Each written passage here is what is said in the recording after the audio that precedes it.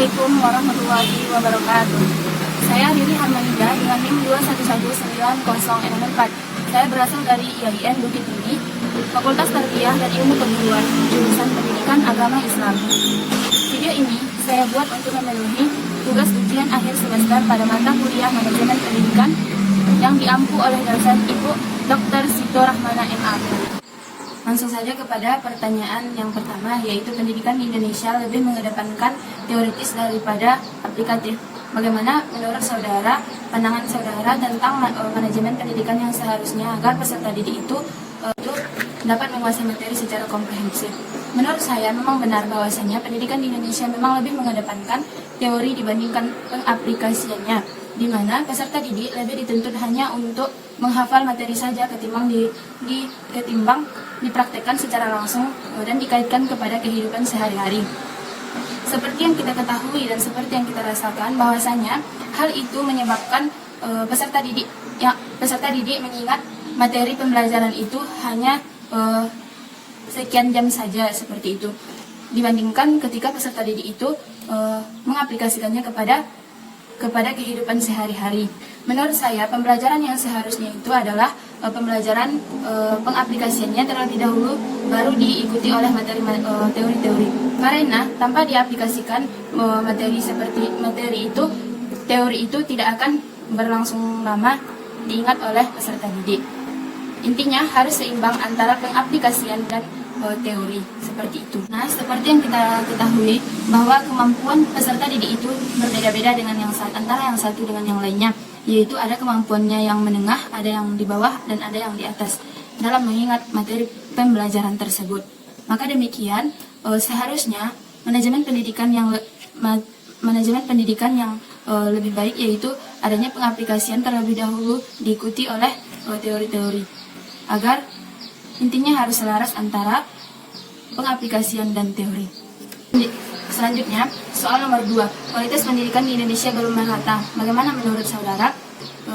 Karena di Indonesia saat sekarang ini, seperti yang kita ketahui, pendidikan di Indonesia lebih mengedepankan kuantitas dibandingkan kualitas, di mana sekolah-sekolah dasar di pelosok-pelosok pedesaan seperti umumnya dalam merekrut anggota baru atau mahasiswa baru atau peserta didik baru itu lebih mengedepankan berlomba-lomba untuk merekrut mahasiswa baru sebanyak-banyaknya. Dalam artian nanti dibikin di dalam sebuah kelas jumlahnya per lokal yaitu lebih kurang dari 40. Dengan begitu, pendidikan itu tidak terlaksana atau tidak merata kepada peserta didik tersebut, tidak tersalurkan materi yang disampaikan oleh guru kepada peserta didiknya.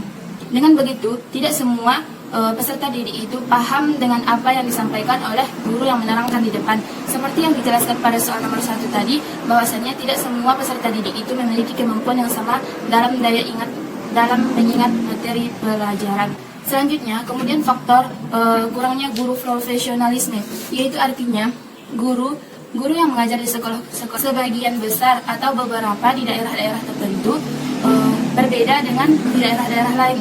Bahwasanya seperti yang kita rasakan tidak sesuai antara pendidikan yang guru tersebut menimba ilmu tidak sesuai dengan jurusannya dan terjun ke lapangan. Misalnya sebagai contoh, bahwasanya seorang guru tersebut menimba ilmu atau di perguruan tinggi yaitu menganut jurusan pendidikan agama Islam atau bimbingan konseling, dan kemudian terjun ke lapangan atau mengajar di sekolah dia mengajar seni, bahwasanya itu tidak kontras antara pendidikan atau pemahaman guru tersebut mengenai materi yang akan disampaikannya kepada peserta didik.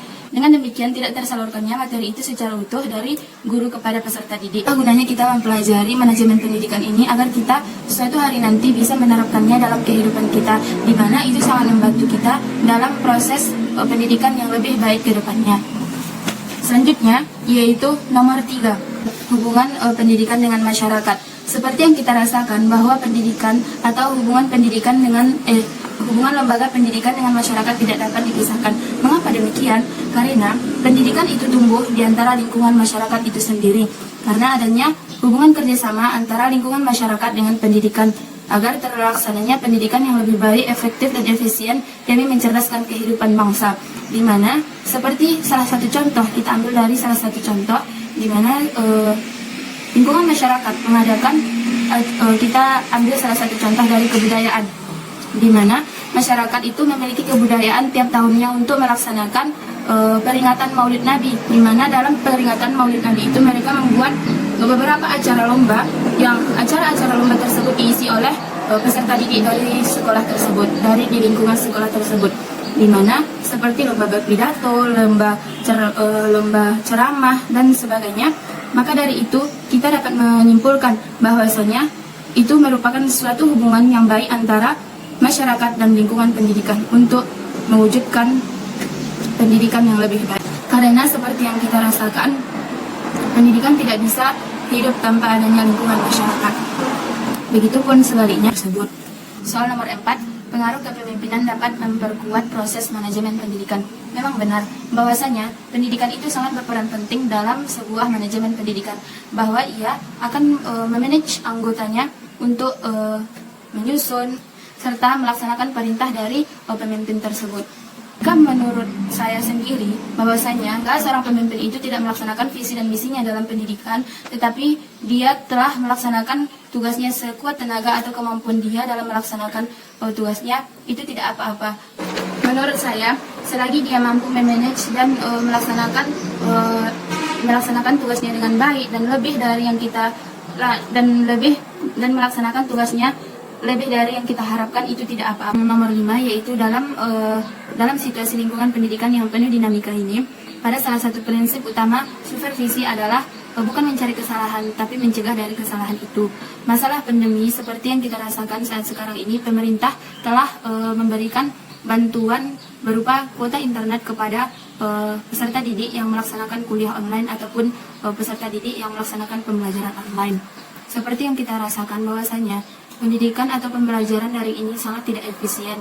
Seperti yang kita rasakan, materi itu tidak duduk terkonsep utuh di pemikiran masing-masing peserta didik, karena ada beberapa kendala, diantaranya terkendala akibat adanya jaringan yang lelet dan sarana dan prasarana yang tidak memadai dalam menunjang pendidikan ini.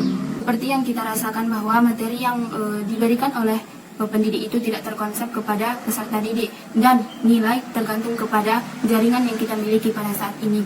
Bahwasanya sebagian kecil mungkin ada beberapa pendidik yang beranggapan bahwasanya itu hanyalah akal-akalan dari peserta didik agar tidak melaksanakan pembelajaran. Namun begitulah kenyataannya, bahwasanya di sekolah di daerah-daerah pelosok itu merasakan akibat dari pandemi COVID ini. Dan salah satu permasalahannya lagi, yaitu walaupun pemerintah telah memberikan berupa kuota gratis internet untuk penunjang pendidikan daring ini, tetapi tidak semua orang bisa menikmatinya, karena itu terkendala dalam jaringan tersebut. Dan itu juga menurut saya, jika kita sama-sama bekerja sama, semua oknum-oknum itu bekerja sama, tidak ada yang tidak mungkin. Namun dalam masalah saat sekarang yang kita hadapi ini, dalam COVID-19 ini, bahwasanya jangankan untuk bersaing dengan pendidikan global, paham saja dengan materi apa yang diberikan oleh guru kita terhadap kita, itu sudah alhamdulillah. Di tengah-tengah pandemi ini, kita sama-sama saling mengharapkan bahwasanya adanya pengertian antara pendidik dan peserta didik dalam masalah tugas misalnya, karena itu tidak menutup kemungkinan agar terlaksananya pendidikan itu dengan baik, karena itu juga bisa mengurangi kebosanan dari beberapa mahasiswa lainnya. Kemudian menurut saya solusi yang terbaik dari pembelajaran daring ini yaitu adalah kita sama-sama bekerja sama dengan teman-teman kita untuk melaksanakan kerja kelompok dengan catatan salah satu dari orang anggota kelompok itu paham dengan materi apa yang diberikan oleh pendidik tersebut, karena dia nantinya akan membimbing teman-temannya untuk paham betul dengan materi yang akan dibahas, seperti itu. Intinya seperti ini, biarlah sedikit materi tetapi peserta didik itu paham, daripada banyak materi tetapi tidak ada satupun yang singgah dalam ingatan. Mungkin hanya itu yang dapat saya sampaikan pada kesempatan akhir dengan mengucapkan Assalamualaikum warahmatullahi wabarakatuh.